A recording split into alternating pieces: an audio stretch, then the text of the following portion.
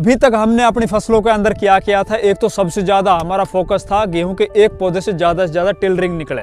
दूसरा, हमारी फसल के अंदर पीलापन ना हो। अब की बार विशेषकर मौसम की वजह से बहुत से खेतों में पीलापन था, तो उस पीलापन को खत्म करने के लिए हमने नाइट्रोजन के ऊपर ज्यादा फोकस किया। नाइट्रोजन के साथ हमने जिंक सल्फेट है, मैग्नीशियम सल्फेट है, फेरस है या मैग्नीज है, इनके ऊपर बहुत ज्यादा फोकस किया। और साथ ही जिन खेतों के अंदर बहुत ज्यादा पानी भरता था या जिन खेतों में नेमाटोड की शिकायत थी, जड़ महू की शिकायत थी या फिर फंगस की शिकायत थी, तो उन खेतों में हमने सल्फर है या फंजीसाइड है या साथ में इंसेक्टिसाइड इन खातों मिला के नीचे सिंचाई के साथ दिए थे। अब आने वाले टाइम में जब हमारी फसल से बालियां बाहर निकलेगी तो बालियों का एक तो साइज है ना वो ज्यादा लंबा होना चाहिए। बालियों के अंदर बनने वाले जो दाने हैं ना भैया वो मोटे, बोल्ड और चमकीले होने चाहिए। और साथ ही एक पौधे से जितनी भी बालियां निकलेंगी, अब जितनी हमने उस टाइम पर उसमें फुटाव किए थे, जितने टिलर्स निकले थे, वो सभी टिलर्स प्रोडक्टिव टिलर्स के अंदर तब्दील हो जाए और आगे चलकर ओवरऑल हमारा उत्पादन ज्यादा निकले। उसके लिए अभी हमें कुछ सावधानियां बरतनी, जैसे कि बहुत से काम ऐसे हैं जो किसान नासमझी में या उनको पता नहीं होता वो करते रहते हैं, जैसे कि नाइट्रोजन है, वो इस अवस्था में भी नाइट्रोजन डालते रहते हैं, जबकि इस टाइम पर डाला हुआ नाइट्रोजन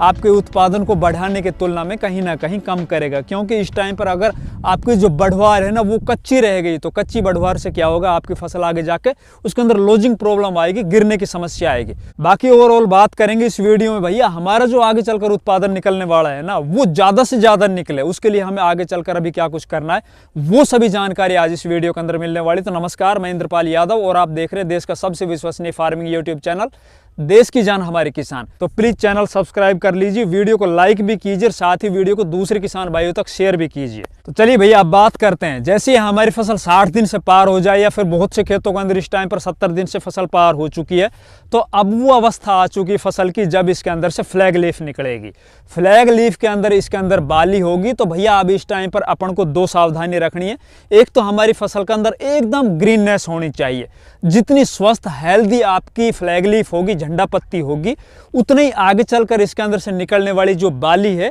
उसके अंदर भरने वाले जो दाने हैं ना भैया वो ज्यादा भरेंगे, दानों का साइज है वो मोटा होगा, चमकीला होगा। अब विशेषकर हम बात करेंगे इस वीडियो में जब हमारी गेहूं की फसल फ्लैग लीफ अवस्था के अंदर पहुंच जाती है, झंडा पत्ता अवस्था में पहुंच जाती है, उस टाइम पर हमें क्या नहीं करना चाहिए और क्या करना चाहिए। सबसे पहले बात करेंगे क्या क्या नहीं करना चाहिए। तो पहला काम जो हमें नहीं करना चाहिए इस अवस्था में, जैसे ही हमारी फसल 55-60 दिन से पार हो जाए तो भैया चाहे आपके खेत में कितने ही खरपतवार हो, खरपतवार नाशी का स्प्रे नहीं करना है। मेरे पास अभी 2-3 दिन पहले एक किसान का फोन आया था, वो बोला भैया मेरे खेत में मंडूसी है, वो खत्म हो ही नहीं रही है, बहुत ज्यादा मंडूसी है। मेरी गेहूं की जो फसल है ना वो 65 दिन की हो चुकी है, क्या मैं इस टाइम पर वीडिसाइड का स्प्रे कर सकता हूँ, क्या मैं खरपतवारों को खत्म कर सकता हूं? तो भैया मैंने उसको एक ही बात बोली कि भाई भूल कर भी आप इस टाइम पर वीडिसाइड स्प्रे मत कर देना। आपके खेत में जो मंडूसी है ना उससे इतना नुकसान नहीं होगा जितना आपके खेत में इस टाइम पर खरपतवारनाशी स्प्रे करने से होगा। तो भैया पहला काम आपको यह करना है,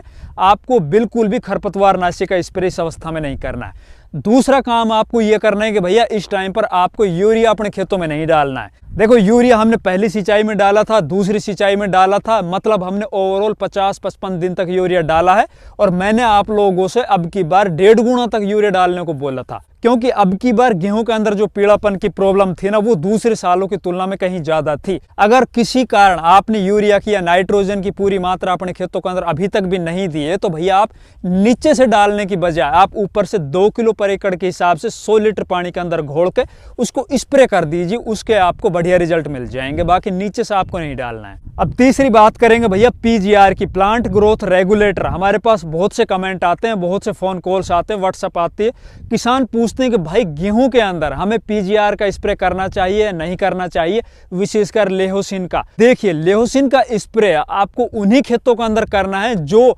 लगभग 25 अक्टूबर से और 5 नवंबर के बीच में जिन खेतों के अंदर गेहूं की बिजाई है,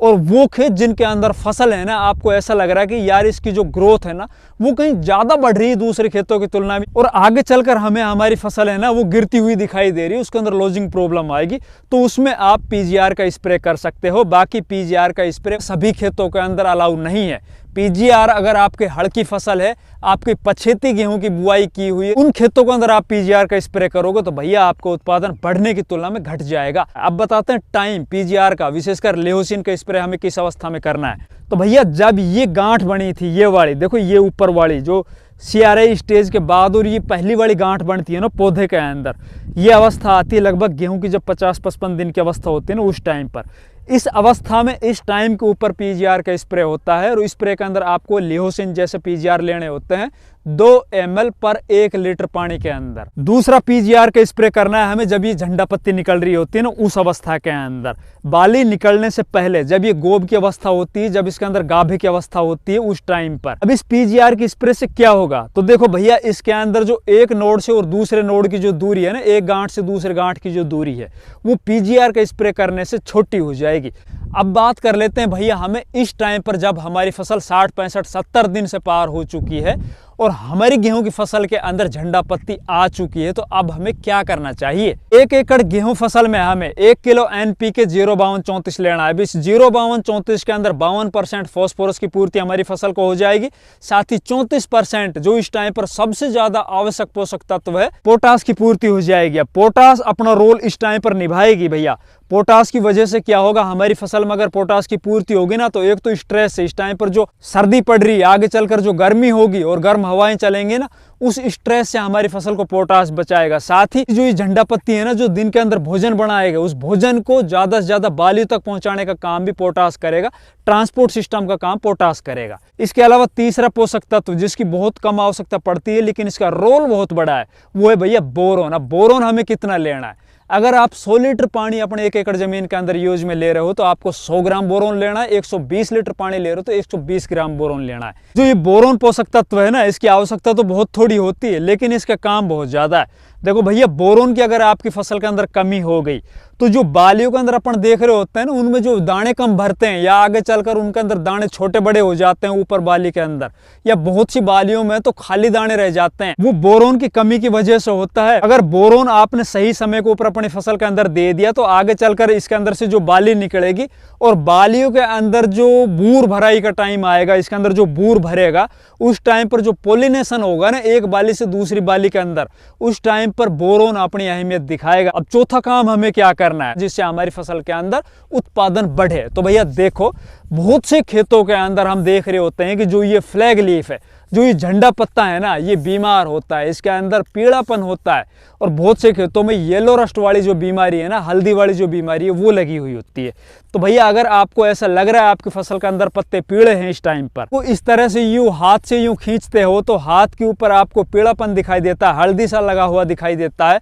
तो इस अवस्था में आपको अपनी फसल के अंदर 2 ml पर लीटर पानी के हिसाब से टेबुकोनाजोल का स्प्रे कर देना है। अगर आप जो ये स्प्रे करने जा रहे हो ना, जो मैंने NPK और बोरोन का बताया, इसमें अगर आप 2 ml पर 1 लीटर पानी के अंदर मिला के स्प्रे कर लेते हो, चाहे आपकी फसल अच्छी खड़ी हो, एकदम हरी भरी खड़ी हो, तो भी अगर इसके अंदर आप ये मिला के स्प्रे कर देते हो ना टेबुकोनाजोल का, तो भी आपका जो उत्पादन है वो निश्चित तौर पर बढ़ेगा। हो सकता है आगे चलकर खेतों के अंदर येलो रस्ट या ब्राउन रस्ट की बीमारी आ जाए, तो भैया ये थोड़ा सा खर्चा आप अब इस अवस्था के अंदर कर लीजिए, ये स्प्रे कर दीजिए अपनी फसल के अंदर, फिर देखिए आपके गेहूं की फसल एकदम शानदार होगी और आगे चलकर उसके अंदर जो बालियां निकलेगी वो लंबी निकलेगी, उन बालियों के अंदर दाने हैं वो मोटे लंबे बोल्ड और चमकीले